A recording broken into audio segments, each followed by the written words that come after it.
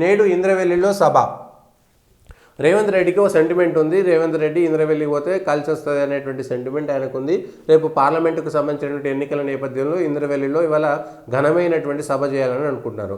ఇంద్రవెల్లి పోతురు నాగోబాకు సంబంధించినటువంటి జాతర ఆలయ ప్రాంగణంలో మురాడి ఆలయాన్ని ప్రారంభిస్తారు. అంతా బాగానే ఉంది. కానీ అనంతరం ఇంద్రవెల్లి అమరవీరుల స్మృతివనం నిర్మాణానికి శంకుస్థాపన చేస్తారు. అక్కడ ఏర్పాటు చేసినాడు. ఇంద్రవెల్లికి సంబంధించినటువంటి సంఘటన ఎవరి హయాంలో జరిగింది? కాంగ్రెస్ హయాంలోనే కదా జరిగింది. ఇంద్రవెల్లిలో జరిగినటువంటి కొట్లాట కానీ కాల్పుల సంఘటన ఎవరి వల్ల జరిగింది?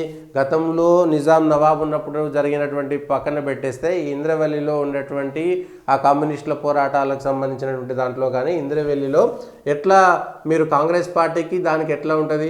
దానికి క్షమాపణ చెప్తారా? ఇంద్రవెల్లిలో ఎందుకు జరిగిందనేటువంటి అంశం పైన తిరిగి మళ్ళీ వాళ్ళే ఇంద్రవెల్లికి సంబంధించింది రెచ్చగొట్టేటువంటి ప్రయత్నం. అంటే మీ ప్రభుత్వమే అక్కడ ఉన్నటువంటి వాళ్ళను చంపేసింది, మళ్ళీ మీ ప్రభుత్వమే అక్కడికి వెళ్ళేటువంటి పరిస్థితి ఎట్లా ఉంటుందని చూడాలి.